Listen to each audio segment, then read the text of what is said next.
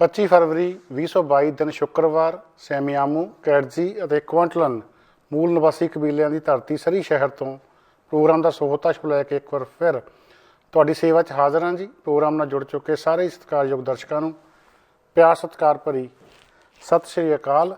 ਇਸ ਪ੍ਰੋਗਰਾਮ ਵਿੱਚ ਤੁਹਾਡਾ ਸਭ ਦਾ ਨਿੱਘਾ ਸਵਾਗਤ ਹੈ। ਹਮੇਸ਼ਾ ਹੀ ਤਰ੍ਹਾਂ ਸਾਡੇ ਇਸ ਪ੍ਰੋਗਰਾਮ ਨੂੰ ਸਪਾਂਸਰ ਕੀਤਾ ਗੇਟਵੇ ਪੀਜ਼ਾ ਐਂਡ ਸਵੀਟਸ ਨੇ, ਨਾਲ ਦੀ ਨਾਲ ਅੰਪਾਇਰ ਬੈਂਕਟ ਹਾਲ ਅਤੇ ਐਕਮੇ ਟਰਾਂਸਪੋਰਟ ਲਿਮਟਿਡ ਨੇ। ਅੱਜ ਦੇ ਪ੍ਰੋਗਰਾਮ ਦੇ ਵਿੱਚ ਆਪਾਂ ਰੂਸ ਯੂਕਰੇਨ ਜੰਗ ਬਾਰੇ ਗੱਲਬਾਤ ਕਰਨੀ ਹੈ। ਕੀ ਤਾਜ਼ਾ ਅਪਡੇਟਸ ਆ ਰਹੀਆਂ, ਰੂਸ ਦਾ ਕੀ ਕਹਿਣਾ, ਯੂਕਰੇਨ ਦੇ ਰਾਸ਼ਟਰਪਤੀ ਦੀ ਬਹਾਦਰੀ ਦੇ ਚਰਚੇ ਹੋ ਰਹੇ ਆ ਅਤੇ ਨਾਲ ਦੀ ਨਾਲ ਪੱਛਮੀ ਮੁਲਕ ਹੁਣ ਕੀ ਕਰ ਰਹੇ ਆ, ਇਹਦੇ ਬਾਰੇ ਚੁਟਕਲੇ ਘੜੇ ਜਾ ਰਹੇ ਆ। ਤਾਨੇ ਮਿਹਣਿਆਂ ਦਾ ਦੌਰ ਜਿਹੜਾ ਜੀ ਉਹ ਤੇਜ਼ ਹੋ ਗਿਆ। ਕੈਨੇਡਾ ਨੇ ਇਸ ਸੰਬੰਧੀ ਕੀ ਕਰਨ ਦਾ ਐਲਾਨ ਕੀਤਾ ਆ। ਕੀਵ ਯੂਕਰੇਨ ਦੀ ਰਾਜਧਾਨੀ, ਉੱਥੇ ਬਹੁਤ ਸਾਰੇ ਭਾਰਤੀ ਵਿਦਿਆਰਥੀ ਜਿਹੜੇ ਆ ਫਸੇ ਹੋਏ ਆ। ਮੈਡੀਕਲ ਦੀ ਪੜ੍ਹਾਈ ਬੜੀ ਸਸਤੀ ਆ ਯੂਕਰੇਨ ਦੇ ਵਿੱਚ। ਭਾਰਤ ਤੋਂ ਹਜ਼ਾਰਾਂ ਵਿਦਿਆਰਥੀ ਡਾਕਟਰ ਬਣਨ ਦੇ ਵਾਸਤੇ ਕੀਵ ਆ ਕੇ ਪੜ੍ਹਦੇ ਆ। ਸੋ ਉਹਨਾਂ ਨੂੰ ਕੱਢਣ ਲਈ ਕੀ ਕੀਤਾ ਜਾ ਰਿਹਾ, ਉਹਦੀਆਂ ਗੱਲਾਂ ਬਾਤਾਂ ਕਰਾਂਗੇ। ਬਿਕਰਮਜੀਤ ਸਿੰਘ ਮਜੀਠੀਆ ਨੂੰ ਅਦਾਲਤ ਨੇ ਪੱਕੀ ਜ਼ਮਾਨਤ ਦੇਣ ਤੋਂ ਨਾਂਹ ਕਰ ਦਿੱਤੀ ਆ। ਜੇਲ੍ਹ 'ਚ ਕਈ ਦਿਨ ਗੁਜ਼ਾਰਨੇ ਪੈਣਗੇ। ਕਾਂਗਰਸ ਦੇ ਪ੍ਰਧਾਨ ਨਵਜੋਤ ਸਿੱਧੂ ਦੇ ਲੱਗਦਾ ਕਿ ਹੁਣ ਸ਼ਿਕੰਜਾ ਕੱਸਣ ਦੀਆਂ ਤਿਆਰੀਆਂ ਕਰ ਲਈਆਂ ਗਈਆਂ ਆ। ਕੀ ਖਬਰ ਹੈ, ਇਹਦੇ ਬਾਰੇ ਗੱਲ ਕਰਾਂਗੇ। ਅਤੇ ਅਖੀਰ 'ਚ ਗੱਲ ਹੋਊਗੀ ਪੰਜਾਬ ਦੇ ਪਾਣੀਆਂ ਦੀ। ਕੇਂਦਰ ਨੇ ਪੰਜਾਬ ਦੇ ਪਾਣੀਆਂ 'ਤੇ ਡਾਕਾ ਮਾਰਦਿਆਂ ਭਾਖੜਾ ਬਿਆਸ ਮੈਨੇਜਮੈਂਟ ਬੋਰਡ ਦੇ ਵਿੱਚੋਂ ਪੰਜਾਬ ਦੇ ਹੱਥ ਵੱਢ ਦਿੱਤੇ ਆ। ਪੂਰਾ ਕੰਟਰੋਲ ਜਿਹੜਾ ਆਪਣੇ ਹੱਥ ਲੈ ਲਿਆ। ਇਹਦੇ ਬਾਰੇ ਪੰਜਾਬ ਦੇ ਲੀਡਰ ਕੀ ਬੋਲਦੇ ਆ, ਇਹ ਵੀ ਤੁਹਾਨੂੰ ਦੱਸਾਂਗੇ। ਸਾਰਿਆਂ ਦੀਆਂ ਨਿਗਾਹਾਂ ਜਿਹੜੀਆਂ ਇਸ ਵੇਲੇ ਰੂਸ ਯੂਕਰੇਨ ਵਿਵਾਦ ਦੇ ਉੱਤੇ ਲੱਗੀਆਂ ਹੋਈਆਂ। ਜੰਗ ਜਿਹੜੀ ਆ ਲਗਾਤਾਰ ਵੱਧਦੀ ਜਾ ਰਹੀ ਆ। ਪਹਿਲਾਂ ਜਾਪਦਾ ਸੀਗਾ ਕਿ ਇਹ ਸਿਰਫ 2 ਸੂਬਿਆਂ ਤੱਕ ਇਹ ਗੱਲ ਰਹਿਣੀ ਆ, ਪਰ ਜਿਸ ਤਰੀਕੇ ਰੂਸ ਦੀਆਂ ਫੌਜਾਂ ਯੂਕਰੇਨ ਦੀ ਰਾਜਧਾਨੀ ਕੀਵ ਤੱਕ ਪਹੁੰਚ ਗਈਆਂ ਆ, ਉਸ ਨੇ ਇਸ ਨੂੰ ਬਹੁਤ ਵੱਡਾ ਮੋੜ ਜਿਹੜਾ ਆ ਉਹ ਦੇ ਦਿੱਤਾ ਆ। ਰੂਸ ਦੀਆਂ ਤਿੰਨੋਂ ਸੈਨਾਵਾਂ, ਚਾਹੇ ਉਹ ਪੈਦਲ ਫੌਜ ਆ, ਚਾਹੇ ਉਹਨਾਂ ਦੀ ਜਲ ਸੈਨਾ ਆ ਅਤੇ ਚਾਹੇ ਹਵਾਈ ਸੈਨਾ ਆ, ਉਹਦੇ ਵੱਲੋਂ ਪੂਰੇ ਯੋਜਨਾਬੱਧ ਤਰੀਕੇ ਦੇ ਨਾਲ ਯੂਕਰੇਨ ਨੂੰ ਨਿਸ਼ਾਨਾ ਬਣਾਇਆ ਜਾ ਰਿਹਾ ਆ। ਅਤੇ ਬੇਲਾਰੂਸ ਵਾਲੀ ਸਾਈਡ ਤੋਂ, ਰਸ਼ੀਆ ਵਾਲੀ ਸਾਈਡ ਤੋਂ ਲਗਾਤਾਰ ਫੌਜਾਂ ਜਿਹੜੀਆਂ ਅੱਗੇ ਵੱਧ ਰਹੀਆਂ। ਇਸ ਵਾਰੀ ਦੀ ਗੱਲ ਹੈ ਕਿ ਇਹ ਨਾਲ ਦੀ ਨਾਲ ਸਾਈਬਰ ਜੰਗ ਵੀ ਲੜੀ ਜਾ ਰਹੀ ਆ। ਲੋਕਾਂ ਦੇ ਮਨਾਂ ਦੇ ਵਿੱਚ ਪ੍ਰੋਪੇਗੰਡਾ ਪਾਉਣ ਦੇ ਵਾਸਤੇ ਪੱਛਮੀ ਤਾਕਤਾਂ ਵੀ ਪੂਰਾ ਜ਼ੋਰ ਲਾ ਰਹੀਆਂ ਅਤੇ ਦੂਜੇ ਪਾਸੇ ਰੂਸੀ ਪ੍ਰੋਪੇਗੰਡਾ ਜਿਹੜਾ ਉਹ ਵੀ ਪੂਰਾ ਕੰਮ ਕਰ ਰਿਹਾ ਆ। ਯੂਕਰੇਨ ਵਾਲੀ ਸਾਈਡ ਤੋਂ ਆਪਣੀ ਗੱਲ ਕਹਿਣ ਦੇ ਵੀ ਜਿਹੜੀ ਹੈ ਪੂਰੀ ਕੋਸ਼ਿਸ਼ ਕੀਤੀ ਜਾ ਰਹੀ ਆ।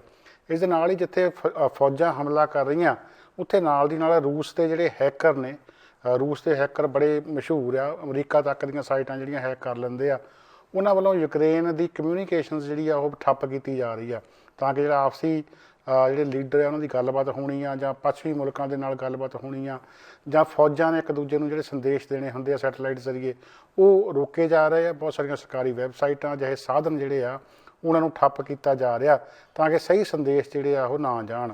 ਉਹ ਮਾਰੋ ਮਾਰ ਕਰਦੀਆਂ ਰੂਸ ਦੀਆਂ ਫੌਜਾਂ ਯੂਕਰੇਨ ਦੀ ਰਾਜਧਾਨੀ ਕੀਵ ਦੇ ਵਿੱਚ ਦਾਖਲ ਹੋ ਕੇ ਅੱਗੇ ਵਧ ਰਹੀਆਂ, ਜਿੱਥੇ ਕਿ ਦਾਅਵਾ ਕੀਤਾ ਜਾ ਰਿਹਾ ਕਿ ਉਹਨਾਂ ਨੇ ਇਸ ਇਲਾਕੇ ਦੇ ਏਅਰਪੋਰਟ ਵੀ ਆਪਣੇ ਕਬਜ਼ੇ ਵਿੱਚ ਲੈ ਲਏ ਆ। ਯੂਕਰੇਨ ਵੱਲੋਂ ਕੱਲ੍ਹ ਤੱਕ ਜਿਹੜਾ ਇਹ ਦੱਸਿਆ ਗਿਆ ਸੀਗਾ ਕਿ 180 ਤੋਂ ਉੱਪਰ ਮੌਤਾਂ ਹੋ ਚੁੱਕੀਆਂ ਆ ਅਤੇ ਉਹਨਾਂ ਨੇ 150 ਦੇ ਕਰੀਬ ਰੂਸੀ ਫੌਜੀ ਜਿਹੜੇ ਆ ਉਹ ਵੀ ਮਾਰ ਮੁਕਾਏ ਆ। ਅਤੇ ਹੁਣ ਜਿਹੜੀ ਗੱਲ ਚਿੰਤਾ ਵਾਲੀ ਬਣਦੀ ਜਾ ਰਹੀ ਹੈ ਉਹ ਇਹ ਆ ਕਿ ਲੋਕਾਂ ਦੇ ਮਨਾਂ 'ਚ ਆਮ ਸਵਾਲ ਆ ਕਿ ਇਹ ਕਿਤੇ ਤੀਸਰੀ ਵਿਸ਼ਵ ਜੰਗ ਤਾਂ ਨਹੀਂ ਬਣ ਜਾਊਗੀ। ਅਤੇ ਇਸ ਨੂੰ ਲੈ ਕੇ ਹੁਣ ਜਿੱਥੇ ਖਦਸ਼ਾ ਪ੍ਰਗਟਾਇਆ ਜਾ ਰਿਹਾ, ਉੱਥੇ ਰੂਸ ਦੇ ਰਾਸ਼ਟਰਪਤੀ ਵਲਾਦੀਮੀਰ ਪੁਤਿਨ ਨੇ ਇੱਕ ਨਵੀਂ ਧਮਕੀ ਦੇ ਛੱਡੀ ਆ। ਉਹ ਕਹਿੰਦੇ ਵੀ ਮੈਂ ਪੱਛਮੀ ਤਾਕਤਾਂ ਨੂੰ ਇਹ ਗੱਲ ਸਪਸ਼ਟ ਕਰਨੀ ਚਾਹੁੰਦਾ ਕਿ ਜੇ ਸਾਡੀਆਂ ਫੌਜਾਂ, ਰੂਸ ਦੀਆਂ ਜਿਹੜੀਆਂ ਯੂਕਰੇਨ ਵਿੱਚ ਗਈਆਂ ਫੌਜਾਂ ਆ, ਉਹਨਾਂ ਦੇ ਵਿਰੁੱਧ ਕੋਈ ਵੀ ਕਾਰਵਾਈ ਕੀਤੀ ਗਈ ਤਾਂ ਉਹ ਪਰਮਾਣੂ ਹਥਿਆਰ ਚਲਾਉਣ ਤੋਂ ਢਿੱਲ ਨਹੀਂ ਕਰਨਗੇ। ਇਹ ਇੱਕ ਬਹੁਤ ਵੱਡੀ ਧਮਕੀ ਆ, ਕਿਉਂਕਿ ਜਦੋਂ ਰੂਸ ਆਪਣੀਆਂ ਫੌਜਾਂ ਇਕੱਠੀਆਂ ਕਰ ਰਿਹਾ ਸੀਗਾ ਯੂਕਰੇਨ ਦੇ ਬਾਰਡਰ 'ਤੇ, ਉਦੋਂ ਪੱਛਮੀ ਮੁਲਕਾਂ ਵੱਲੋਂ ਇਹ ਧਮਕੀਆਂ ਦਿੱਤੀਆਂ ਗਈਆਂ ਸੀਗੀਆਂ ਕਿ ਜੇ ਉਹਨੇ ਕੋਈ ਕਾਰਵਾਈ ਕੀਤੀ ਤਾਂ ਰੂਸ ਨੂੰ ਬਹੁਤ ਹੀ ਜਿਹੜੇ ਗੰਭੀਰ ਸੱਟੇ ਭੁਗਤਣੇ ਪੈਣਗੇ। ਪਰ ਆਪਾਂ ਦੇਖ ਰਹੇ ਹਾਂ ਕਿ ਪਿਛਲੇ 48 ਘੰਟਿਆਂ ਦੇ ਵਿੱਚ ਸਿਵਾਏ ਪਾਬੰਦੀਆਂ ਤੋਂ ਹੋਰ ਕੁਛ ਨਹੀਂ ਕੀਤਾ ਗਿਆ। ਰੂਸ ਦੇ ਹੌਸਲੇ ਜਿਹੜੇ ਆ ਹੋਰ ਬੁਲੰਦ ਹੋਏ ਆ ਅਤੇ ਉਹਦੀਆਂ ਧਮਕੀਆਂ ਜਿਹੜੀਆਂ ਅਸਲੀਅਤ ਦੇ ਵਿੱਚ ਬਦਲ ਰਹੀਆਂ ਆ। ਅਤੇ ਸ਼ਾਇਦ ਇਹੀ ਕਾਰਨ ਆ ਕਿ ਰੂਸ ਜਿਵੇਂ ਪੱਛਮੀ ਮੁਲਕਾਂ ਤੋਂ ਬੇਪਰਵਾਹ ਹੋ ਕੇ ਅੱਗੇ ਵੱਧਦਾ ਆ ਰਿਹਾ ਆ, ਅਤੇ ਪੱਛਮੀ ਮੁਲਕ ਵੀ ਕਿਤੇ ਨਾ ਕਿਤੇ ਇਸ ਗੱਲ ਨੂੰ ਠਰਮੇ ਦੇ ਨਾਲ, ਜਿਵੇਂ ਕਹਿੰਦੇ ਤੇਲ ਦੇਖੋ, ਤੇਲ ਦੀ ਧਾਰ ਦੇਖੋ, ਦੇਖ ਰਹੇ ਆ ਕਿ ਕੋਈ ਇਹੋ ਜਿਹੀ ਮੂਹਰਿਓਂ ਕਾਹਲੀ ਦੇ ਵਿੱਚ ਜਿਹੜੀ ਆ ਕਾਰਵਾਈ ਨਾ ਕੀਤੀ ਜਾਵੇ ਕਿ ਉਸ ਨੂੰ ਪਰਮਾਣੂ ਹਥਿਆਰ ਚਲਾਉਣ ਦਾ ਜਿਹੜਾ ਆ ਮੌਕਾ ਦਿੱਤਾ ਜਾਵੇ। ਕਿਉਂਕਿ ਜਿਸ ਹਿਸਾਬ ਦਾ ਸੁਭਾਅ ਆ ਪੁਤਿਨ ਹੋਣਾ ਦਾ, ਬੜਾ ਜ਼ਿੱਦੀ, ਉਹ ਕੁਝ ਵੀ ਕਰ ਸਕਦੇ ਆ। ਸੋ ਇੰਨੀਆਂ ਧਮਕੀਆਂ ਦੇ ਬਾਵਜੂਦ ਜੇ ਉਹ ਯੂਕਰੇਨ ਦੇ ਉੱਤੇ ਹਮਲਾ ਕਰ ਸਕਦੇ ਆ ਤਾਂ ਪਰਮਾਣੂ ਹਥਿਆਰ ਚਲਾਉਣੇ ਵੀ ਉਹਨਾਂ ਵਾਸਤੇ ਵੱਡੀ ਗੱਲ ਨਹੀਂ। ਇਸ ਗੱਲ ਕਰਕੇ ਸੰਸਾਰ ਚਿੰਤਾ ਵਿੱਚ ਆ। ਪੱਛਮੀ ਮੁਲਕ ਵੀ ਬੜੇ ਬੋਚ ਕੇ ਪੱਬ ਜਿਹੜੇ ਆ ਧਰ ਰਹੇ ਆ। ਸ਼ਾਇਦ ਇਹੀ ਕਾਰਨ ਆ ਕਿ ਸਿੱਧਾ ਕੋਈ ਵੀ ਹਮਲਾ ਹਾਲੇ ਤੱਕ ਰੂਸ ਦੇ ਉਲਟ ਜਿਹੜਾ ਆ ਨਹੀਂ ਕੀਤਾ ਗਿਆ, ਸਿਰਫ ਪਾਬੰਦੀਆਂ ਲਾ ਕੇ ਹੀ ਸਾਰਿਆ ਜਾ ਰਿਹਾ। ਦੂਜੇ ਪਾਸੇ ਯੂਕਰੇਨ ਦੇ ਰਾਸ਼ਟਰਪਤੀ ਵਲਾਦੀਮੀਰ ਜ਼ੈਲੈਂਸਕੀ ਦੀ ਬੜੀ ਸ਼ਲਾਘਾ ਹੋ ਰਹੀ ਆ। ਉਹਨਾਂ ਨੇ ਕਿਹਾ ਕਿ ਮੈਂ ਕੀਵ ਛੱਡ ਕੇ ਨਹੀਂ ਭੱਜਣਾ, ਮੈਂ ਤੇ ਮੇਰਾ ਪਰਿਵਾਰ ਅਖੀਰ ਤੱਕ ਇੱਥੇ ਰਵਾਂਗੇ, ਮਰਦੇ ਦਮ ਤੱਕ ਲੋਕਾਂ ਦੀ ਰਾਖੀ ਕਰਾਂਗੇ, ਲੜਾਂਗੇ। ਲੋਕਾਂ ਨੂੰ ਅਪੀਲ ਕੀਤੀ ਆ ਕਿ ਚਾਹੇ ਮਰਦੇ ਆ ਚਾਹੇ ਔਰਤਾਂ ਆ, ਹਥਿਆਰ ਚੱਕੋ, ਜਿੱਥੇ ਵੀ ਕੋਈ ਰੂਸੀ ਦੁਸ਼ਮਣ ਦਿਸਦਾ ਆ ਉਹਨੂੰ ਅੱਗੇ ਵਧਣ ਤੋਂ ਰੋਕੋ। ਉਹ ਕਹਿੰਦੇ ਮੈਨੂੰ ਪਤਾ ਵੀ ਮੈਂ ਨੰਬਰ 1 ਦੇ ਉੱਤੇ ਨਿਸ਼ਾਨੇ 'ਤੇ ਆ, ਮੇਰਾ ਪਰਿਵਾਰ ਨੰਬਰ 2 ਨਿਸ਼ਾਨੇ ਉੱਤੇ ਆ, ਅਤੇ ਰੂਸੀ ਚਾਹੁੰਦੇ ਆ ਕਿ ਮੈਂ ਮੁਲਕ ਛੱਡ ਕੇ ਭੱਜ ਜਾਂ ਮੈਨੂੰ ਮਾਰ ਦੇਣ, ਤਾਂ ਕਿ ਜਿਹੜਾ ਇੱਥੇ ਸੱਤਾ ਦਾ ਤਬਾਦਲਾ ਹੋ ਸਕੇ ਅਤੇ ਉਹ ਆਪਣੀ ਸਰਕਾਰ, ਆਪਣੀ ਮਨਪਸੰਦ ਦੀ ਸਰਕਾਰ ਜਿਹੜੀ ਆ ਬਣਾ ਸਕਣ। ਪਰ ਉਹ ਕਹਿੰਦੇ ਵੀ ਮੇਰੇ ਜਿਉਂਦਿਆਂ ਜੀ ਇਹ ਸੰਭਵ ਨਹੀਂ ਹੈਗਾ, ਮੈਂ ਅਖੀਰਲੇ ਦਮ ਤੱਕ ਲੜਾਂਗਾ ਜੀ। ਇੱਥੋਂ ਤੱਕ ਕਿ ਜਿਹੜੇ ਯੂਕਰੇਨ ਦੇ MPs ਹੈਗੀਆਂ, ਔਰਤ MPs ਆ, ਉਹਨਾਂ ਵੱਲੋਂ ਵੀ ਟਵੀਟ ਕਰਕੇ ਕਿ 47 ਦੇ ਨਾਲ ਫੋਟੋਆਂ ਪਾਈਆਂ ਗਈਆਂ ਕਿ ਅਸੀਂ ਲੜਨ ਦੇ ਵਾਸਤੇ ਤਿਆਰ ਹਾਂ। ਅਕਸਰ ਹੁੰਦਾ ਕਿ ਜਿਹੜੇ ਸਿਆਣੇ ਕਈ ਬੁੱਧੀਜੀਵੀ ਆ ਕਿਤਾਬਾਂ ਦੀ ਬੜੀ ਦਹਾਈ ਦਿੰਦੇ ਹੁੰਦੇ ਆ ਵੀ ਕਿਤਾਬਾਂ ਪੜ੍ਹਨੀਆਂ ਚਾਹੀਦੀਆਂ, ਲੜਾਈਆਂ 'ਚ ਕੁਛ ਨਹੀਂ ਰੱਖਿਆ ਆ। ਪਰ ਦੇਖ ਰਹੇ ਹਾਂ ਕਿ ਯੂਕਰੇਨ ਦੇ ਮਾਮਲੇ ਦੇ ਵਿੱਚ ਜਦੋਂ ਫਿਰ ਗੱਲ ਇੱਥੇ ਤੱਕ ਵੱਧ ਜਾਂਦੀ ਆ, ਫਿਰ ਬੰਦੂਕਾਂ ਵੀ ਚੱਕਣੀਆਂ ਪੈਂਦੀਆਂ ਆ, ਅਤੇ ਜਿਹੜੇ ਚੁਣ ਕੇ ਭੇਜੇ ਹੋਏ ਨੁਮਾਇੰਦੇ ਆ ਜਿਹੜੇ ਕਿ ਆਲਵੇਜ਼ ਸ਼ਾਂਤੀ ਦੀ ਗੱਲ ਕਰਦੇ ਆ, ਉਹ ਵੀ ਫਿਰ ਬੰਦੂਕਾਂ ਨਾਲ ਖਿਚਾ ਕੇ ਫੋਟੋਆਂ ਪਾਉਂਦੇ ਆ ਵੀ ਅਸੀਂ ਆਪਣੀ ਰਾਖੀ ਲਈ ਤਿਆਰ ਹਾਂ। ਸੋ ਗੱਲ ਸਮਝਣ ਵਾਲੀ ਆ ਵੀ ਜਿੱਥੇ ਕਿਤਾਬ ਕੰਮ ਆਉਣੀ ਆ ਉੱਥੇ ਕਿਤਾਬ ਕੰਮ ਆਉਣੀ ਆ, ਜਿੱਥੇ ਬੰਦੂਕ ਕੰਮ ਆਉਣੀ ਆ ਉੱਥੇ ਬੰਦੂਕ ਨੇ ਹੀ ਕੰਮ ਆਉਣਾ ਆ। ਸੋ ਇਸ ਸਿੱਧੀ ਲੜਾਈ ਦੇ ਵਿੱਚ ਜਿਵੇਂ ਮੈਂ ਗੱਲ ਕੀਤੀ ਆ ਕਿ ਹਾਲੇ ਤੱਕ ਨਾਟੋ ਮੁਲਕ ਜਿਨ੍ਹਾਂ ਦੇ ਵਿੱਚ ਆਪਾਂ ਅਮਰੀਕਾ, ਕੈਨੇਡਾ, ਜਰਮਨੀ, ਫਰਾਂਸ ਅਤੇ ਨਾਲ ਇੰਗਲੈਂਡ ਵਗੈਰਾ, ਜਰਮਨੀ ਦੀ ਗੱਲ ਕਰ ਸਕਦੇ ਹਾਂ, ਇਹਨਾਂ ਨੇ ਹਾਲੇ ਕੋਈ ਵੀ ਇਹੋ ਜਿਹੀ ਕਾਰਵਾਈ ਨਹੀਂ ਕੀਤੀ ਜਿਹੜੀ ਕਿ ਸਿੱਧੇ ਤੌਰ 'ਤੇ ਲੋਕਾਂ ਨੂੰ ਲੱਗੇ ਕਿ ਹਾਂ ਵੀ ਰੂਸ ਨੂੰ ਇਹਨਾਂ ਨੇ ਡਰਾ ਲਿਆ ਆ। ਹਾਲੇ ਤੱਕ ਸਿੱਧੀਆਂ ਸਿਰਫ ਧਮਕੀਆਂ ਦਿੱਤੀਆਂ ਜਾ ਰਹੀਆਂ, ਪਾਬੰਦੀਆਂ ਆਇਦ ਕੀਤੀਆਂ ਜਾ ਰਹੀਆਂ। ਹੁਣ ਅੱਜ ਕੀ ਹੋਇਆ ਕਿ ਜਿਹੜੇ ਮੁਲਕ ਆ ਇਹ ਉਹਨਾਂ ਵੱਲੋਂ ਯੂਰਪੀਅਨ ਯੂਨੀਅਨ ਦੇ ਜਾਂ ਉੱਤਰੀ ਅਮਰੀਕਾ ਦੇ ਕਿਹਾ ਗਿਆ ਕਿ ਰੂਸ ਦੇ ਰਾਸ਼ਟਰਪਤੀ ਵਲਾਦੀਮੀਰ ਪੁਤਿਨ ਅਤੇ ਉੱਥੋਂ ਦੇ ਵਿਦੇਸ਼ ਮੰਤਰੀ ਦੀਆਂ ਨਿੱਜੀ ਜਾਇਦਾਦਾਂ ਜਿੱਥੇ ਜਿੱਥੇ ਵੀ ਦੁਨੀਆ 'ਚ ਹੈਗੀਆਂ ਉਹ ਜ਼ਬਤ ਕਰ ਲਈਆਂ ਜਾਣ ਜੀ। ਸੋ ਇਹ ਇੱਕ ਆਪਸ ਵਿੱਚ ਵੱਡਾ ਕਦਮ ਹੋ ਸਕਦਾ, ਕਿਉਂਕਿ ਪੁਤਿਨ ਜਿਹੜੇ ਆ ਉਹ ਬਹੁਤ ਹੀ ਅਮੀਰ ਆ, ਦੁਨੀਆ ਦੇ ਜਿਹੜੇ ਪ੍ਰਮੁੱਖ ਅਮੀਰ ਆ ਉਹਨਾਂ ਦੇ ਵਿੱਚ ਉਹਨਾਂ ਦੀ ਗਿਣਤੀ ਹੁੰਦੀ ਆ, ਅਤੇ ਜੇ ਉਹਨਾਂ ਨੂੰ ਨਿੱਜੀ ਤੌਰ ਦੇ ਉੱਤੇ ਕੋਈ ਠੇਸ ਪਹੁੰਚਦੀ ਆ ਤਾਂ ਸ਼ਾਇਦ ਕੁਛ ਆਰਾਮ ਮਿਲ ਸਕਦਾ ਆ। ਪਰ ਗੱਲ ਉਹੀ ਹੈ ਕਿ ਜਿਹੜੇ ਪੱਛਮੀ ਮੁਲਕ ਆ ਉਹ ਪਾਬੰਦੀਆਂ ਲਾ ਕੇ ਰੂਸ ਨੂੰ ਡਰਾਉਣਾ ਚਾਹੁੰਦੇ ਆ, ਪਰ ਰੂਸ ਚਾਹੁੰਦਾ ਵੀ ਮੈਂ ਦਬਦਬਾ ਯੂਕਰੇਨ ਦੇ ਉੱਤੇ ਕਬਜ਼ਾ ਕਰ ਲਵਾਂ, ਤਾਂ ਕਿ ਫਿਰ ਜਿਹੜਾ ਇੱਥੋਂ ਫਸਲਾਂ, ਫਲ, ਗਰੋਸਰੀ ਅਤੇ ਜਿਹੜਾ ਡੇਅਰੀ ਪ੍ਰੋਡਕਟਸ ਯੂਰਪੀਅਨ ਯੂਨੀਅਨ ਨੂੰ ਜਾਂਦੇ ਆ, ਗੈਸ ਜਾਂਦੀ ਆ, ਪੈਟਰੋਲ ਜਾਂਦਾ ਆ, ਉਹ ਸਾਰਾ ਕੁਛ ਆਪਣੇ ਕਬਜ਼ੇ 'ਚ ਲੈ ਲਵਾਂ। ਅਤੇ ਫਿਰ ਉਸ ਤੋਂ ਬਾਅਦ ਦੇ ਵਿੱਚ ਜੇ ਰੂਸ ਵਿੱਚ ਮਹਿੰਗਾਈ ਵੱਧਦੀ ਆ ਤਾਂ ਨਾਲ ਹੀ ਇਹਨਾਂ ਚੀਜ਼ਾਂ ਨੂੰ ਰੋਕਣ ਕਰਕੇ ਫਿਰ ਯੂਰਪੀ ਯੂਨੀਅਨ ਦੇ ਵਿੱਚ ਵੀ ਮਹਿੰਗਾਈ ਵਧੂਗੀ, ਅਤੇ ਉਦੋਂ ਫਿਰ ਮੈਂ ਨੈਗੋਸ਼ੀਏਟ ਕਰਨ ਲਈ ਇਹਨਾਂ ਨੂੰ ਕਹੂੰਗਾ ਵੀ ਤੁਸੀਂ ਮੇਰੇ ਤੋਂ ਪਾਬੰਦੀਆਂ ਚੱਕੋ, ਮੈਂ ਤੁਹਾਡੀਆਂ ਜਿਹੜੀਆਂ ਚੀਜ਼ਾਂ ਆ ਇਹ ਦੇਣੀਆਂ ਸ਼ੁਰੂ ਕਰਦਾ। ਨਾਟੋ ਦੇ ਜਿਹੜੇ ਜਨਰਲ ਸਕੱਤਰ ਨੇ ਜੀ ਜੈਨਸ ਸਟੋਲਨਬਰਗ, ਉਹ ਕਹਿੰਦੇ ਵੀ ਅਸੀਂ ਯੂਕਰੇਨ ਨੂੰ ਹਥਿਆਰ ਸਪਲਾਈ ਕਰਨੇ ਜਾਰੀ ਰੱਖਣੇ ਆ, ਇੱਥੇ ਐਂਟੀ ਮਿਸਾਈਲ ਡਿਫੈਂਸ ਸਿਸਟਮ ਵੀ ਲਾਉਣਾ ਆ, ਅਤੇ ਰੂਸ ਜਿਹੜਾ ਤਖਤਾ ਪਲਟਣਾ ਚਾਹੁੰਦਾ ਯੂਕਰੇਨ ਦਾ, ਇਸ ਵਾਸਤੇ ਅਸੀਂ ਜਲਦ ਤੋਂ ਜਲਦ ਨਾਟੋ ਫੌਜਾਂ ਦੀ ਤੈਨਾਤੀ ਜਿਹੜੀ ਆ ਉਹ ਕਰਾਂਗੇ। ਕਰਨੀ ਪਤਾ ਨਹੀਂ ਕਦੋਂ ਆ, ਕਿਉਂਕਿ 48 ਘੰਟੇ ਜਿਹੜੇ ਆ ਉਹ ਬੀਤ ਚੁੱਕੇ ਆ। ਗੱਲ ਸਾਰੀ ਹੈ ਹੀ ਇਸ ਗੱਲ ਦੀ ਕਿ ਰੂਸ ਕਹਿੰਦਾ ਵੀ ਮੈਨੂੰ ਡਰ ਆ ਵੀ ਯੂਕਰੇਨ ਜਿਹੜਾ ਕਿ ਮੇਰਾ ਗੁਆਂਢੀ ਆ ਇਹ ਯੂਰਪੀਅਨ ਯੂਨੀਅਨ 'ਚ ਰਲਣ ਜਾ ਰਿਹਾ, ਇਹ ਨੈਟੋ ਦੇ ਵਿੱਚ ਰਲ ਜਾਣਾ। ਇੱਕ ਵਾਰੀ ਮੈਂ ਨੈਟੋ ਦੇ ਵਿੱਚ ਇਹਨੂੰ ਰਲਣ ਦੇ ਦਿੱਤਾ ਤਾਂ ਨੈਟੋ ਦੇ ਕਿਸੇ ਵੀ ਮੁਲਕ 'ਤੇ ਮੈਂ ਹਮਲਾ ਨਹੀਂ ਕਰ ਸਕਦਾ। ਸੋ ਨੈਟੋ ਦੇ ਮੁਲਕ 'ਤੇ ਹਮਲਾ ਕਰਨ ਦਾ ਮਤਲਬ ਇਹੀ ਹੁੰਦਾ ਵੀ ਸਾਰੀ ਨੈਟੋ ਫੋਰਸ ਜਿਹੜੀ ਆ ਉਹ ਟੁੱਟ ਕੇ ਪੈਂਦੀ ਆ, ਇੱਕ ਗਰੁੱਪ ਆ, ਇੱਕ ਧੜਾ ਆ।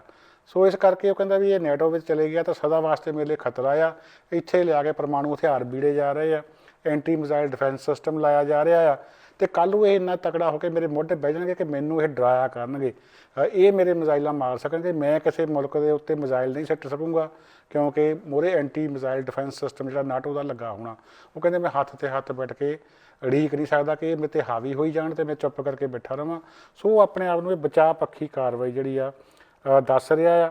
ਉਹ ਕਹਿੰਦੇ ਵੀ ਅਸੀਂ ਯੂਕਰੇਨ ਦੇ ਉੱਤੇ ਕਬਜ਼ਾ ਨਹੀਂ ਕਰਨਾ ਚਾਹੁੰਦੇ, ਅਸੀਂ ਇੱਥੇ ਆਪਣੀ ਮਨਪਸੰਦ ਦੀ ਸਰਕਾਰ ਬਣਾਉਣਾ ਚਾਹੁੰਦੇ ਹਾਂ, ਅਤੇ ਯੂਕਰੇਨ ਦੇ ਰਾਸ਼ਟਰਪਤੀ ਨੂੰ ਅਪੀਲ ਕਰਦੇ ਹਾਂ ਕਿ ਖੂਨ ਖਰਾਬਾ ਨਾ ਹੋਣ ਦਿੱਤਾ ਜਾਵੇ, ਚੁੱਪ-ਚਾਪ ਸਾਰੇ ਜਣੇ ਆਤਮ ਸਮਰਪਣ ਕਰਨ ਅਤੇ ਟੇਬਲ 'ਤੇ ਬਹਿ ਕੇ ਗੱਲਬਾਤ ਜਿਹੜੀ ਆ ਉਹ ਮੁਕਾਈ ਜਾਵੇ। ਸੋ ਗੱਲ ਉੱਥੇ ਆ ਗਈ ਫਿਰ ਵੀ ਜਦੋਂ ਆਪਾਂ ਕਹਿੰਦੇ ਹਾਂ ਵੀ ਟੇਬਲ 'ਤੇ ਗੱਲਬਾਤ ਵੀ ਉਦੋਂ ਹੀ ਹੁੰਦੀ ਆ ਜਦੋਂ ਪਹਿਲਾਂ ਕੋਈ ਸਖਤ ਕਾਰਵਾਈ ਹੁੰਦੀ ਆ, ਵਰਨਾ ਮਾੜੀ ਧਿਰ ਦੇ ਨਾਲ ਕੋਈ ਟੇਬਲ 'ਤੇ ਵੀ ਨਹੀਂ ਬਹਿੰਦਾ ਹੈਗਾ। ਅਤੇ ਦੂਜੇ ਪਾਸੇ ਕੀਵ ਦੀ ਗੱਲ ਕਰੀਏ ਤਾਂ ਕੀਵ ਜਿਹੜਾ ਆ ਜਾਂ ਯੂਕਰੇਨ ਆ ਇਹ ਬਹੁਤਾ ਚਿਰ ਆਜ਼ਾਦ ਨਹੀਂ ਰਿਹਾ।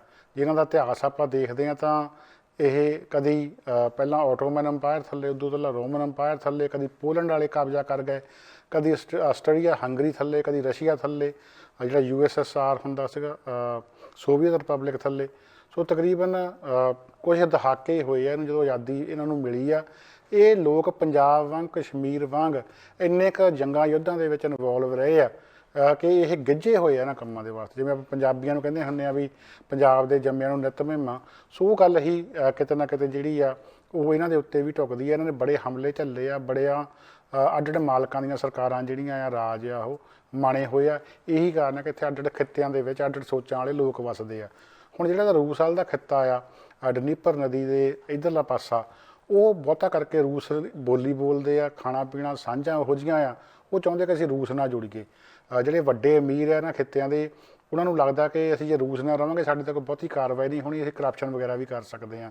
ਜਦੋਂ ਕਿ ਯੂਰਪੀਅਨ ਯੂਨੀਅਨ ਦੇ ਨਾਲ ਜੁੜਨ ਦੇ ਉੱਤੇ ਉਹਨਾਂ ਨੂੰ ਲੱਗਦਾ ਕਿ ਸਾਡੇ 'ਤੇ ਪਾਬੰਦੀਆਂ ਲੱਗੂਗੀਆਂ, ਜਵਾਬਦੇਹੀ ਜਿਹੜੀ ਆ ਸਾਡੀ ਵੱਧ ਜਾਣੀ ਆ, ਜੋ ਅਸੀਂ ਕੁਛ ਕਰਦੇ ਆਏ ਖੁੱਲ੍ਹਾ ਮਿਲਣੀਆਂ ਉਹ ਨਹੀਂ ਮਿਲਣੀਆਂ। ਜਿਹੜਾ ਨੌਜਵਾਨ ਵਰਗ ਆ ਯੂਕਰੇਨ ਦਾ, ਉਹ ਚਾਹੁੰਦਾ ਵੀ ਅਸੀਂ ਯੂਰਪੀਅਨ ਯੂਨੀਅਨ ਦੇ ਨਾਲ ਰਲੀਏ ਜਾਂ ਬਾਹਰਲੇ ਮੁਲਕਾਂ ਵਿੱਚ ਜਾਈਏ। ਜਿਵੇਂ ਪੰਜਾਬ ਦੀ ਨੌਜਵਾਨੀ ਵਿੱਚ ਰੁਝਾਨ ਆ, ਉਹੀ ਵੀ ਅਸੀਂ ਬਾਹਰ ਜਾ ਕੇ ਸੈਟਲ ਹੋਈਏ।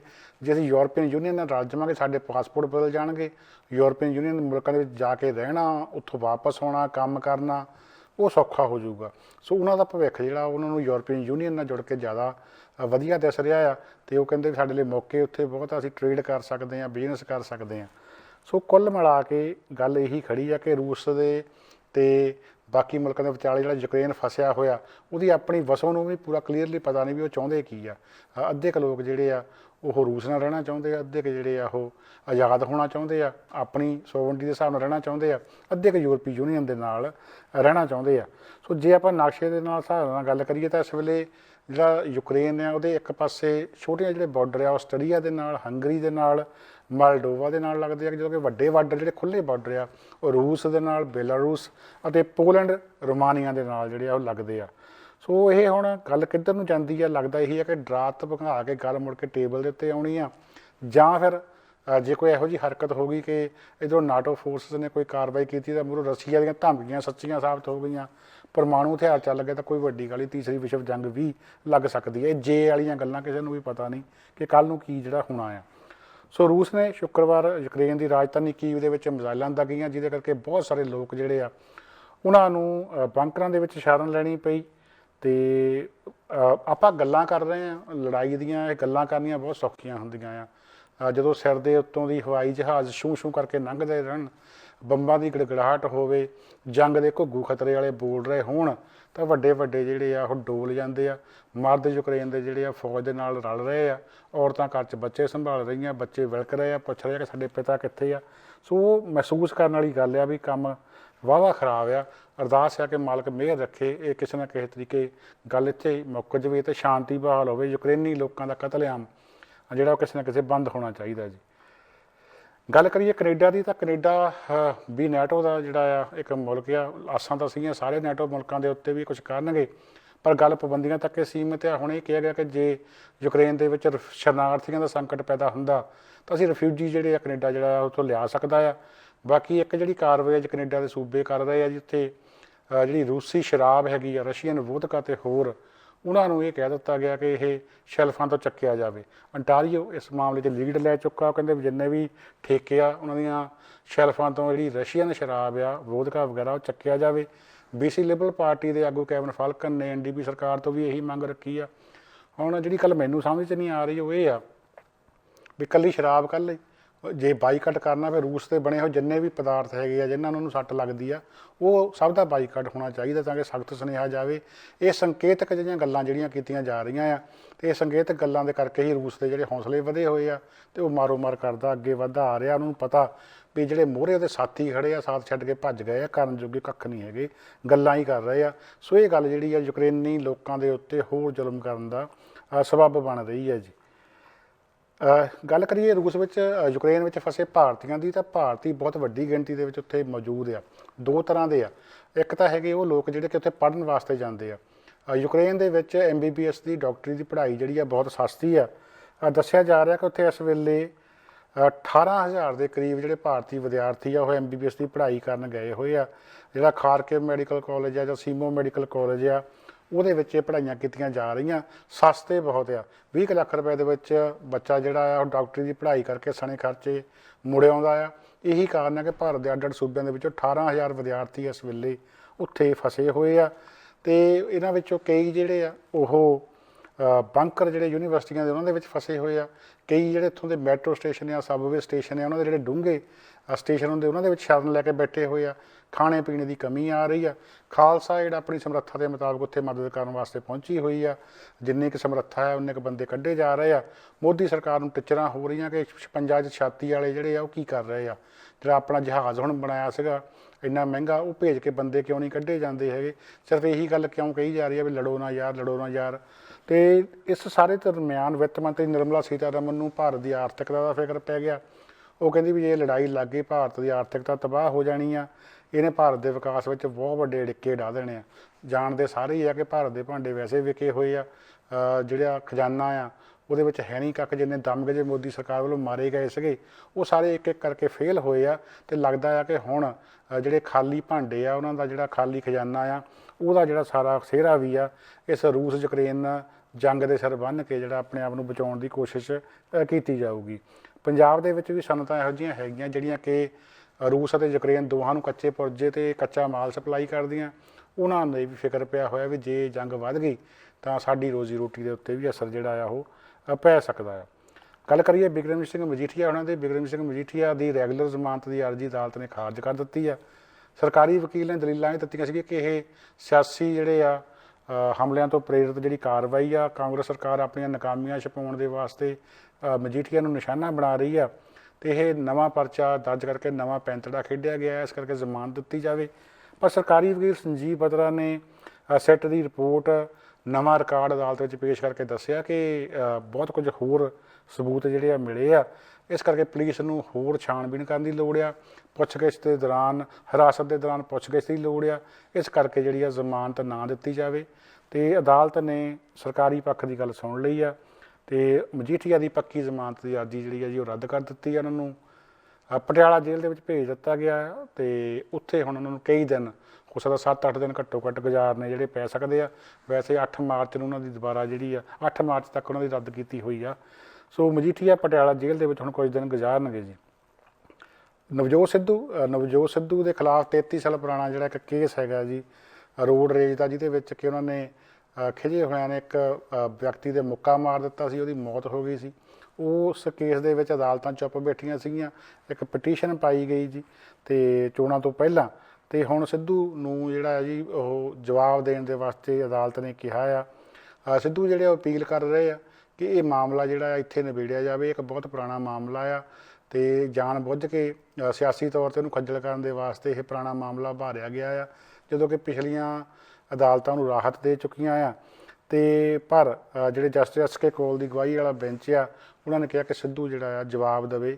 ਜਿਹੜੇ ਪਟੀਸ਼ਨਰ ਨੇ ਮੰਗ ਕੀਤੀ ਆ ਉਹਦੇ ਬਾਰੇ ਆਪਣਾ ਹਲਫਨਾਮਾ ਜਿਹੜਾ ਦਾਇਰ ਕੀਤਾ ਜਾਵੇ। ਸੋ 2 ਹਫ਼ਤਿਆਂ ਬਾਅਦ ਹੁਣ ਫਿਰ ਤਰੀਕ ਜਿਹੜੀ ਇਸ ਮਾਮਲੇ ਵਿੱਚ ਹੋਣੀ ਆ। ਸਿੱਧੂ ਦੀ ਤਰਫ ਬੇਸ਼ੱਕ ਭਾਰਤ ਦੇ ਜਿਹੜੇ ਸਾਬਕਾ ਵਿੱਤ ਮੰਤਰੀ ਅਤੇ ਵੱਡੇ ਵਕੀਲ ਪੀ ਚਿਦੰਬਰਮ ਜਿਹੜੇ ਆ ਉਹ ਸ਼ਾਮਲ ਹੋਏ ਆ। ਉਹਨਾਂ ਨੇ ਇਸ ਨਜ਼ਰਸਾਨੀ ਪਟੀਸ਼ਨ ਦਾ ਵਿਰੋਧ ਵੀ ਕੀਤਾ। ਪਰ ਲੱਗਦਾ ਕਿ ਸਿੱਧੂ ਨੂੰ ਹੁਣ ਨਿਆਣਾ ਪਾਉਣ ਦੀ ਜਿਹੜੀ ਆ ਉਹ ਕੋਸ਼ਿਸ਼ ਆਰੰਭ ਹੋ ਚੁੱਕੀ ਆ। ਸੁਖਪਾਲ ਖਹਿਰਾ ਕਾਬੂ ਕੀਤਾ ਗਿਆ, ਬੈਂਸ ਬ੍ਰਦਰਜ਼ ਕਾਬੂ ਕੀਤੇ ਗਏ, ਅਤੇ ਹੁਣ ਉਹਨੂੰ ਲੱਗਦਾ ਕਿ ਸਿੱਧੂ ਜਿਹੜਾ ਪੰਜਾਬ ਦੇ ਹੱਕ ਦੀਆਂ ਬੜੀਆਂ ਗੱਲਾਂ ਕਰ ਰਿਹਾ, ਤਾਜ਼ਾ ਬਾਗੀ ਹੋ ਰਿਹਾ। ਇਹ ਜਿਹੜਾ ਬਾਕੀ ਰਾਸ਼ਟਰਵਾਦੀ ਫਰੇਮ ਹੈ ਉਹਦੇ ਵਿੱਚ ਨਹੀਂ ਆ ਰਿਹਾ। ਸੋ ਇਸ ਕਰਕੇ ਉਹਨੂੰ ਥਾਂ ਸਿਰ ਕਰਨ ਲਈ ਲੱਗਦਾ ਕਿ ਹੁਣ ਕਾਬੂ ਕਰਨ ਦੇ ਵਾਸਤੇ ਅਦਾਲਤੀ ਸਹਾਰਾ ਲਿਆ ਜਾਊਗਾ। ਅਖੀਰ ਦੇ ਵਿੱਚ ਆਪਾਂ ਗੱਲਬਾਤ ਕਰਨੀ ਆ ਪੰਜਾਬ ਦੇ ਪਾਣੀਆਂ ਦੀ। ਪੰਜਾਬ ਦੇ ਪਾਣੀਆਂ ਦੀ ਲੁੱਟ ਕੋਈ ਨਵਾਂ ਵਿਸ਼ਾ ਨਹੀਂ ਹੈਗਾ। ਚਾਹੇ ਪੰਜਾਬ 'ਚ ਕਾਂਗਰਸ ਸਰਕਾਰਾਂ ਰਹੀਆਂ, ਦਰਬਾਰਾ ਸਿੰਘ ਵੇਲੇ ਤੋਂ ਲੈ ਕੇ ਹੱਥ ਵੱਢ ਕੇ ਦਿੱਤੇ ਹੋਏ ਆ। ਇਹੋ ਜਿਹਾ ਕਿ ਪੰਜਾਬ ਦਾ ਪਾਣੀ ਜਿਹੜਾ ਸਾਰਾ ਲੁੱਟਿਆ ਗਿਆ। ਈਵਨ ਕਿ ਜਿਹੜੇ ਪਹਿਲਾਂ ਪਾਣੀ ਜਾਂਦੇ ਦੇ ਪੈਸੇ ਰਾਜਸਥਾਨ ਤੋਂ ਮਿਲਦੇ ਹੁੰਦੇ ਸੀ ਉਹ ਵੀ ਨਹੀਂ ਮਿਲੇ। ਪੰਜਾਬ ਲਗਾਤਾਰ ਕਰਜ਼ੇ ਦੇ ਵਿੱਚ ਧੱਸਿਆ ਜਾ ਰਿਹਾ, ਜਦੋਂ ਕਿ ਹੋਰ ਸੂਬੇ ਜਿਹੜੇ ਆ ਉਹ ਬੜੇ ਅਗਾਂਹ ਵੱਧ ਰਹੇ ਆ। ਸੋ ਪੰਜਾਬ ਦਾ ਜਿਹੜਾ ਪਾਣੀਆਂ 'ਤੇ ਹੱਕ ਆ ਉਹ ਲਗਾਤਾਰ ਖੋਇਆ ਜਾਂਦਾ ਰਿਹਾ ਆ। ਕਾਂਗਰਸ ਤੋਂ ਬਾਅਦ ਅਕਾਲੀ ਸਰਕਾਰਾਂ ਆ ਗਈਆਂ, ਅਕਾਲੀਆਂ ਤੋਂ ਬਾਅਦ ਕੈਪਟਨ ਦੀ ਸਰਕਾਰ ਕਾਂਗਰਸ ਦੀ ਆਈ, ਬੜੇ ਦਮਗਜੇ ਮਾਰੀ ਗਏ, ਪਾਣੀਆਂ ਦੇ ਰਾਖੇ ਦਾ ਖਿਤਾਬ ਆਪਣੇ ਆਪ ਨੂੰ ਦੇ ਦਿੱਤਾ। ਪਰ ਗੱਲ ਇਹ ਹੈ ਕਿ ਦਿਨ ਬ ਦਿਨ ਪੰਜਾਬ ਦੇ ਪਾਣੀ ਦੀ ਲੁੱਟ ਵਿੱਚ ਵਾਧਾ ਹੋ ਰਿਹਾ ਹੈ ਅਤੇ ਪੰਜਾਬ ਦੇ ਹੱਥ ਵੱਢੇ ਜਾ ਰਹੇ ਆ। ਭਾਖੜਾ ਬਿਆਸ ਮੈਨੇਜਮੈਂਟ ਬੋਰਡ ਜਿਹਨੂੰ BBMB ਸੱਦਦੇ ਆ, ਉਹਦੇ ਵਿੱਚ ਪੰਜਾਬ ਦੀ ਵੱਡੀ ਗੱਲ ਸੁਣੀ ਜਾਂਦੀ ਸੀ, ਪੰਜਾਬ ਵੱਡੀ ਧਿਰ ਸੀਗੀ, ਪਰ ਕੇਂਦਰ ਨੇ ਚੁੱਪ ਚਪੀਤੇ ਪੰਜਾਬ ਦੇ ਇਸ ਮਾਮਲੇ ਵਿੱਚ ਹੱਥ ਵੱਢ ਦਿੱਤੇ ਆ। ਕੋਈ ਸੇ ਜਿਹੜੀ ਆ ਹੁਣ ਨਹੀਂ ਰਹੀ। ਪੰਜਾਬ ਦੇ ਰਾਜਨੀਤਿਕ ਜਿਹੜੇ ਆ ਸਾਰੇ ਚੋਣਾਂ ਵਿੱਚ ਬਿਜੀ ਸੀਗੇ, ਤੇ ਉਧਰ ਮੋਦੀ ਸਰਕਾਰ ਨੇ ਜਿਹੜਾ ਜੀ ਇਹ ਅਜਿਹੇ ਵਿੱਚ ਚੇਂਜਸ ਕਰ ਦਿੱਤੀਆਂ ਕਿ ਭਾਖੜਾ ਬਿਆਸ ਮੈਨੇਜਮੈਂਟ ਬੋਰਡ ਖੁਦ ਬਖੁਦ ਫੈਸਲੇ ਲੈ ਸਕੇਗਾ। ਪੰਜਾਬ ਦੀ ਬਹੁਤੀ ਸੁਣਵਾਈ ਕਰਨ ਦੀ ਉਹਨਾਂ ਨੂੰ ਜੀ ਲੋੜ ਨਹੀਂ ਹੈਗੀ। ਸੋ ਕੁੱਲ ਮਿਲਾ ਕੇ ਇਹ ਹੈ ਕਿ ਜਿਹੜੇ ਕੁਦਰਤੀ ਸੂਬੇ ਹੈਗੇ ਆ, ਸੂਬਿਆਂ ਦੇ ਉਹਨਾਂ ਦੇ ਉੱਤੇ ਕੇਂਦਰ ਜਿਹੜਾ ਆ ਲਗਾਤਾਰ ਕਾਬਜ਼ ਹੋ ਰਿਹਾ, ਖਾਸ ਕਰਕੇ ਉਹ ਸੂਬੇ ਜਿਹਨਾਂ ਨੂੰ ਉਹਨਾਂ ਨੇ ਵੈਸੇ ਵੀ ਕੰਟਰੋਲ ਕਰਕੇ ਰੱਖਣਾ, ਜਿਨ੍ਹਾਂ ਦੀ ਆਬਾਦੀ ਤੋਂ ਉਹਨਾਂ ਨੂੰ ਹਮੇਸ਼ਾ ਡਰ ਰਹਿੰਦਾ ਵੀ ਜੇ ਇਹ ਲੋਕ ਜਾਗੇ, ਲੋਕ ਉੱਠ ਖੜੇ, ਸਾਡੇ ਲਈ ਖਤਰਾ ਬਣਨਗੇ। ਸੋ ਪੰਜਾਬ ਦੇ ਪਾਣੀਆਂ ਦੇ ਮਾਮਲੇ ਵਿੱਚ ਪਹਿਲਾਂ ਹੀ ਬੜਾ ਧੱਕਾ ਹੋਇਆ ਕਾਂਗਰਸ ਸਰਕਾਰਾਂ ਵੱਲੋਂ। ਹੁਣ ਭਾਜਪਾ ਸਰਕਾਰ ਵੀ ਉਸੇ ਹੀ ਲੀਹ ਦੇ ਉੱਤੇ ਤੁਰ ਰਹੀ ਆ, ਤੇ ਪੰਜਾਬ ਨੂੰ ਪੂਰੀ ਤਰ੍ਹਾਂ ਘਸਿਆਰਾ ਬਣਾਉਣ ਦੇ ਰਾਹ ਦੇ ਉੱਤੇ ਇਹ ਪਏ ਹੋਏ ਆ। ਕਾਂਗਰਸ ਦੇ ਪ੍ਰਧਾਨ ਜਿਹੜੇ ਸਾਬਕਾ ਨੇ ਸੁਨੀਲ ਜਾਖੜ, ਉਹਨਾਂ ਨੇ ਇਸ ਮਸਲੇ ਦੇ ਉੱਤੇ ਟਵੀਟ ਕੀਤਾ। ਉਹ ਕਹਿੰਦੇ ਵੀ ਮੈਂ ਅਪੀਲ ਕਰਦਾ ਕੈਪਟਨ ਅਮਰਿੰਦਰ ਸਿੰਘ ਨੂੰ, ਸੁਖਦੇਵ ਸਿੰਘ ਢੀਂਡਸਾ, ਭਗਵੰਤ ਮਾਨ, ਸੁਖਬੀਰ ਸਿੰਘ ਬਾਦਲ, ਨਵਜੋਤ ਸਿੱਧੂ ਨੂੰ, ਮੁੱਖ ਮੰਤਰੀ ਸਾਬਕਾ ਚਾਨੀ ਸਿੰਘ ਚੰਨੀ ਨੂੰ ਵੀ ਆਓ ਇਕੱਠੇ ਹੋਈਏ, ਇਸ ਮਸਲੇ ਦੇ ਉੱਤੇ ਕੋਈ ਗੱਲ ਕਰੀਏ, ਕੋਈ ਧਿਰ ਬਣੀਏ, ਪੰਜਾਬ ਦੇ ਹੱਕਾਂ 'ਤੇ ਡਾਕਾ ਪੈ ਗਿਆ, ਇਕੱਠੇ ਹੋਈਏ। ਸੁਖਪਾਲ ਖਹਿਰਾ ਉਹਨਾਂ ਨੇ ਵੀ ਇਹੀ ਗੱਲ ਕਹੀ ਆ ਕਿ BJP ਸਰਕਾਰ ਨੇ ਜਿਹੜਾ ਆ ਪੰਜਾਬ ਦੇ ਪ੍ਰਤੀ ਨਫ਼ਰਤ ਜਿਹੜੀ ਆ ਉਹ ਦਿਖਾਈ ਆ, ਵਿਤਕਰੇਬਾਜ਼ੀ ਦਿਖਾਈ ਆ, ਪੰਜਾਬ ਦੇ ਹੱਕਾਂ 'ਤੇ ਡਾਕਾ ਪੈ ਗਿਆ, ਤੇ ਜੇ ਅਸੀਂ ਇਕੱਠੇ ਨਾ ਹੋਏ ਤਾਂ ਅਸੀਂ ਇਸ ਨੂੰ ਰੋਕ ਨਹੀਂ ਸਕਾਂਗੇ। ਸਭ ਤੋਂ ਵੱਡਾ ਬਿਆਨ ਜਿਹੜਾ ਆਮ ਆਦਮੀ ਪਾਰਟੀ ਦੇ ਭਗਵੰਤ ਮਾਨ ਹੋਣਾ ਵੱਲੋਂ ਆਇਆ, ਉਹ ਕਹਿੰਦੇ ਵੀ ਭਾਖੜਾ ਬਿਆਸ ਮੈਨੇਜਮੈਂਟ ਬੋਰਡ 'ਚ ਪੰਜਾਬ ਦੀ ਪੱਕੀ ਨੁਮਾਇੰਦਗੀ ਖਤਮ ਕਰਕੇ ਪੰਜਾਬ ਦੇ ਹੱਕਾਂ ਦੇ ਉੱਤੇ ਸਿੱਧਾ ਹਮਲਾ ਕੇਂਦਰ ਸਰਕਾਰ ਨੇ ਕੀਤਾ ਆ। ਉਹ ਕਹਿੰਦੇ ਜਿਹੜੀ ਕੇਂਦਰ ਦੀਆਂ ਸਰਕਾਰਾਂ ਆ, ਚਾਹੇ ਕਾਂਗਰਸ ਦੀਆਂ ਰਹੀਆਂ ਤੇ ਚਾਹੇ ਭਾਜਪਾ ਦੀ ਆ, ਇਹਨਾਂ ਨੇ ਪੰਜਾਬ ਦੇ ਨਾਲ ਜਿਹੜੀ ਹਮੇਸ਼ਾ ਮਤਰੇਈ ਮਾਂ ਵਾਲਾ ਸਲੂਕ ਕੀਤਾ ਆ, ਤੇ ਅਜਿਹਾ ਕਰਕੇ ਹੁਣ ਮੋਦੀ ਸਰਕਾਰ ਜਿਹੜੀ ਆ ਰਾਜਾਂ ਦੇ ਅਧਿਕਾਰਾਂ ਦੇ ਉੱਤੇ ਡਾਕੇ ਮਾਰ ਰਹੀ ਹੈ ਸ਼ਰੇਆਮ, ਤੇ ਹੋਰ ਰਾਜਾਂ ਨੂੰ ਵੀ ਇਹਦੇ ਉਲਟ ਜਿਹੜਾ ਬੋਲਣਾ ਚਾਹੀਦਾ। ਇਹ ਫੈਡਰਲਿਜ਼ਮ, ਸੰਘਵਾਦ ਜਿਹੜਾ ਕਿ ਕੋਈ ਭਾਰਤ ਇੱਕ union of India, republic of India ਆ, ਸੂਬਿਆਂ ਦਾ ਇਕੱਠ ਆ, ਵੀ ਉਹ ਜਿਹੜੀ ਭਾਵਨਾ ਖਤਮ ਕੀਤੀ ਜਾ ਰਹੀ ਹੈ। ਕੇਂਦਰ ਦਾ ਗੱਲਬਾਤ ਸੂਬਿਆਂ ਦੇ ਉੱਤੇ ਵੱਡੀ ਪੱਧਰ 'ਤੇ ਕੀਤਾ ਜਾ ਰਿਹਾ ਆ। ਤੇ ਹੁਣ ਮਾਨ ਕਹਿੰਦੇ ਵੀ ਪੰਜਾਬ ਦੀ ਸਰਜ਼ਮੀਨ ਦੇ ਉੱਤੇ ਖੜਾ ਹੋਇਆ ਪ੍ਰਬੰਧ, ਇਹ ਭਾਖੜਾ ਬਿਆਸ ਮੈਨੇਜਮੈਂਟ ਬੋਰਡ ਇੱਥੇ ਬਣਿਆ, ਸਾਰਾ ਕੁਝ ਪੰਜਾਬ ਦੇ ਹੱਥੀਂ ਡੈਮ ਬਣੇ, ਪ੍ਰਬੰਧ ਹੋਇਆ, ਉਹਦੇ ਵਿੱਚੋਂ ਪੰਜਾਬ ਨੂੰ ਵੀ ਆਊਟ ਕਰ ਦਿੱਤਾ ਗਿਆ। ਇਹ ਧੱਕਾ ਜਿਹੜਾ ਬਰਦਾਸ਼ਤ ਜਿਹੜਾ ਨਹੀਂ ਕੀਤਾ ਜਾਣਾ ਚਾਹੀਦਾ। ਸਾਰਿਆਂ ਨੂੰ ਉਹਨਾਂ ਨੇ ਵੀ ਇਹੀ ਕਿਹਾ ਇਕੱਠੇ ਹੋਣਾ ਚਾਹੀਦਾ ਆ, ਤੇ ਕਹਿੰਦੇ ਵੀ ਇਕੱਠੇ ਹੋ ਕੇ ਚੱਲਾਂਗੇ ਤਾਂ ਆਪਾਂ ਲੜਾਈ ਲੜਾਂਗੇ ਸਾਰੀ, ਤਾਂ ਫਿਰ ਪੰਜਾਬ ਦੇ ਪਾਣੀਆਂ ਬਾਰੇ ਕੁਝ ਹੋ ਸਕਦਾ ਆ। ਗੱਲਾਂ ਪਹਿਲਾਂ ਵੀ ਸਾਡੇ ਲੀਡਰ ਬਹੁਤ ਕਰਦੇ ਆ ਰਹੇ ਆ, ਪਰ ਅਫਸੋਸ ਸਿਰਫ ਗੱਲਾਂ ਹੀ ਕੀਤੀਆਂ, ਅੱਜ ਤੱਕ ਕੁਛ ਕੀਤਾ ਨਹੀਂ ਹੈਗਾ। ਦਰਬਾਰਾ ਸਿੰਘ ਸੀ, ਚਾਹੇ ਉਹ ਜੈਲ ਸਿੰਘ ਸੀ, ਜਾਂ ਉਦੋਂ ਬਾਅਦ ਜਿਹੜੀਆਂ ਬਾਦਲ ਦੀਆਂ ਸਰਕਾਰਾਂ ਸੀ, ਕੈਪਟਨ ਅਮਰਿੰਦਰ ਸਿੰਘ ਦੀ ਸਰਕਾਰ ਸੀ, ਇਹਨਾਂ ਨੇ ਕਿਸੇ ਨੇ ਵੀ ਗੋਹੜੇ ਦੇ ਵਿੱਚੋਂ ਪੂਣੀ ਨਹੀਂ ਕੱਤੀ। ਪੰਜਾਬ ਦੇ ਪਾਣੀਆਂ ਦੇ ਵਿੱਚ ਹਰ ਰੋਜ਼ ਇਹ ਕੇਂਦਰ ਦੇ ਮੂਹਰੇ ਝੁਕਦੇ ਆਏ ਆ। ਇਹੀ ਗੱਲ ਆ ਕਿ ਪੰਜਾਬ ਦੇ ਕੁਦਰਤੀ ਸੋਮੇ ਅੱਜ ਪੂਰੀ ਤਰ੍ਹਾਂ ਕਹਿ ਲਓ ਵੀ ਕੇਂਦਰ ਦੇ ਹੱਥ ਵਿੱਚ ਆ, ਤੇ ਹੋਰ ਗਾਉਂ ਲੁੱਟ ਦੀਆਂ ਤਿਆਰੀਆਂ ਜਿਹੜੀਆਂ ਆ ਉਹ ਬੰਨ ਨੂੰ ਜਿਹੜੇ ਆ ਬੰਨ੍ਹ ਲਏ ਗਏ ਆ, ਤੇ ਪੰਜਾਬ ਦੇ ਲੀਡਰ ਸਿਰਫ ਬਿਆਨਬਾਜ਼ੀ ਤੱਕ ਹੀ ਸੀਮਿਤ ਹੋ ਕੇ ਰਹਿ ਗਏ ਆ ਜੀ। ਇੱਥੇ ਇਸ ਹਫ਼ਤੇ ਦਾ ਅਖੀਰਲਾ ਪ੍ਰੋਗਰਾਮ ਖਤਮ ਕਰਨ ਦੀ ਆਗਿਆ ਬਖਸ਼ੋ। ਅਗਲੇ ਹਫ਼ਤੇ ਸੋਮਵਾਰ ਨੂੰ ਫਿਰ ਦਰਸ਼ਨ ਕਰਾਂਗੇ ਤੁਹਾਡੇ, ਤੇ ਤਦ ਤੱਕ ਲਈ ਆਪ ਸਭ ਨੂੰ ਪਿਆਰ ਸਤਿਕਾਰ ਭਰੀ ਸਤਿ ਸ਼੍ਰੀ ਅਕਾਲ ਜੀ। ਸਾਡਾ ਹਰ ਇੱਕ ਪ੍ਰੋਗਰਾਮ ਦੇਖਣ ਤੇ ਸਾਡੇ ਨਾਲ ਜੁੜਨ ਲਈ ਸਬਸਕ੍ਰਾਈਬ ਕਰੋ ਚੈਨਲ ਪੰਜਾਬੀ ਤੇ ਨੋਟੀਫਿਕੇਸ਼ਨ ਲਈ ਬੈਲ ਆਈਕਨ ਵਾਲੇ ਬਟਨ ਤੇ ਕਲਿੱਕ ਕਰੋ।